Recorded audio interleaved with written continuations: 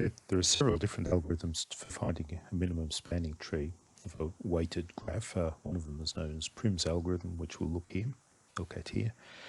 So the idea is we'll just start with any old vertex. Just choose a starting vertex. Let's take B to begin with, and we'll keep a track of things as we go along. So it's always a good idea to write the edges down there. I'm going to draw on the graph to show which edges we're using and highlight them.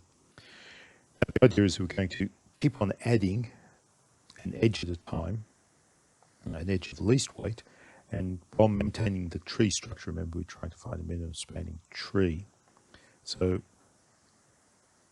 we're starting with B, and we look at all the edges that come off B, and we choose one that has the least weight. So there's a couple here, B to E and B to I, and because there's a choice, we can choose whichever one. So let's actually choose BI. So BI.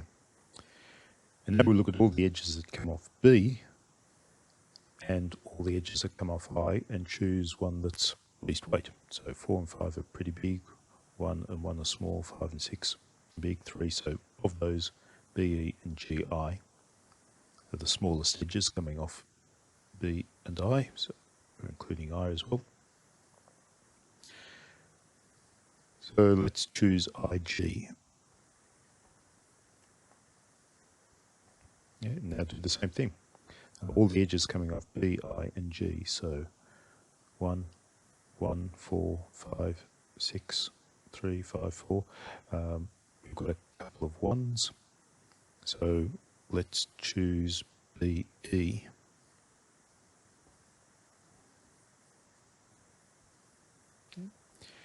And we keep on going.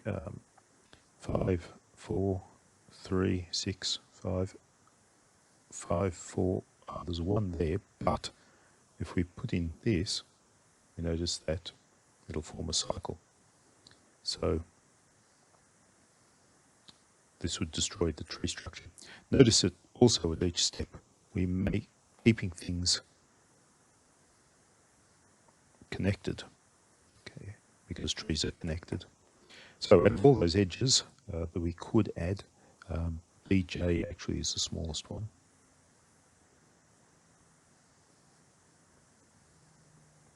It's also worthwhile just keeping a track of the weights as well. So 1, 1, 1, 3. Okay, so 4, 5, 4, 5. We couldn't add that anyway. 5, 1. Oh, okay, we can add in CJ now. That is the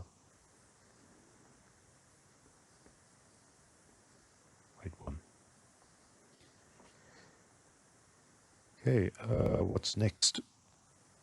BA is 4, 5, 4, 5. So we've got 2 4s that come off. That's no good because it forms a cycle, forms a cycle, forms a cycle. So let's choose B to A, since we have a choice.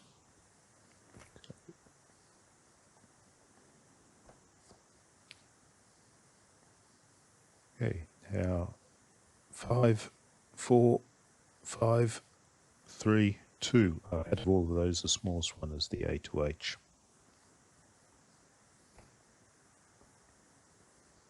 Which is 2. Then, okay, we've only got D and F now to add in. So 3, 3, 4, 5. So we've got a choice between A to D and H to F. Let's do A to D.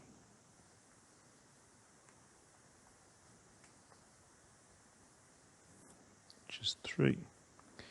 And finally, 1 or 3. We can't put that in, so out of those, 1 is the smallest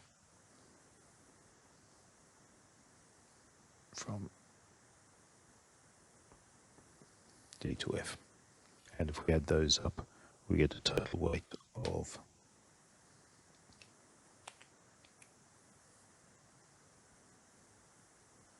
17, I think.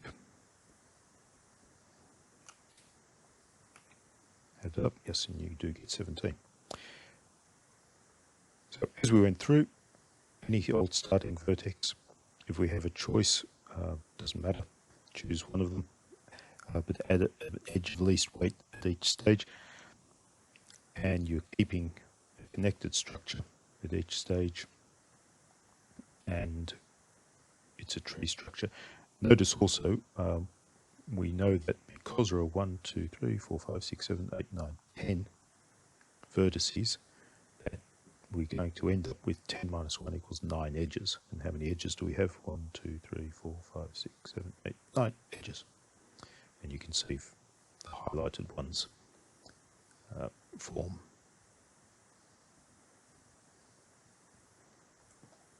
the tree.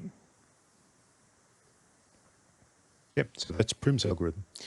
It's known as a greedy algorithm because while we're building up a particular sort of structure, we're doing the greediest thing that we possibly can at each step.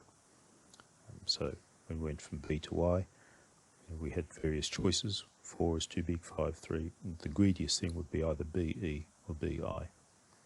Once we've got BI in, the next greediest thing would have been BE or IG, and we chose IG, and so on. Okay, so that's Prim's algorithm.